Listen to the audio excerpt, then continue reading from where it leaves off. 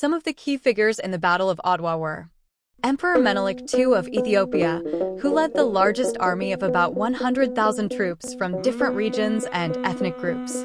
He was also the main negotiator and diplomat who secured alliances and support from other African and European powers. Empress Teta Batul, the wife of Menelik II, who was a brilliant strategist and commander. She played a crucial role in mobilizing the Ethiopian forces, choosing the battlefield, and leading the charge against the Italian left wing.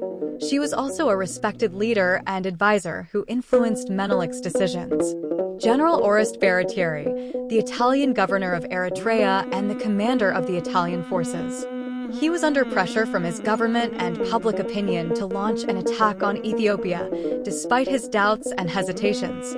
He made several tactical errors that led to his defeat and resignation.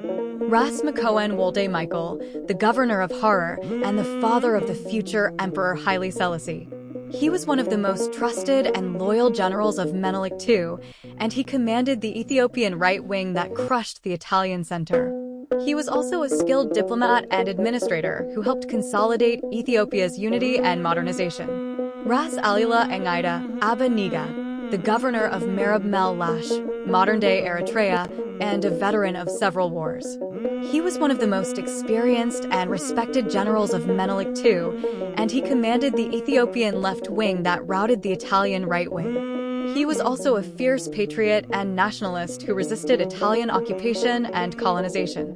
These are some of the most prominent figures who shaped the outcome and legacy of the Battle of Adwa.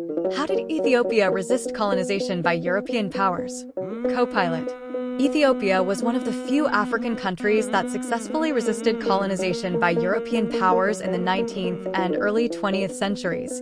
Here are some of the factors that contributed to Ethiopia's resistance. Ethiopia had a long and proud history of statehood and civilization, dating back to ancient times.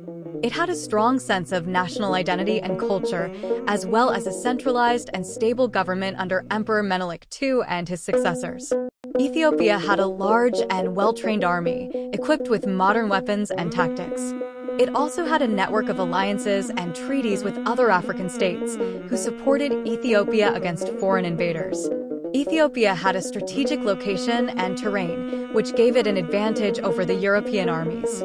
It was surrounded by mountains, deserts, and rivers, which made it difficult for the invaders to access and penetrate.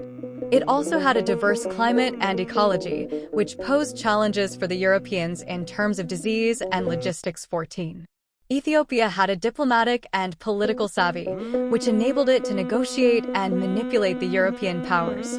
It exploited the rivalries and conflicts among the Europeans, such as the British, the French, and the Italians, and played them against each other. It also maintained good relations with other non-European powers, such as the Ottoman Empire and Russia, who provided Ethiopia with moral and material support.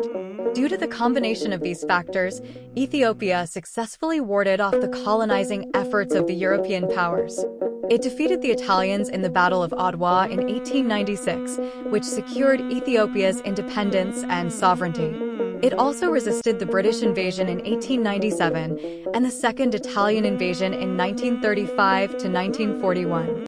Ethiopia was the only African country that remained independent throughout the colonial era and became a symbol of hope and inspiration for other anti-colonial movements in Africa and beyond.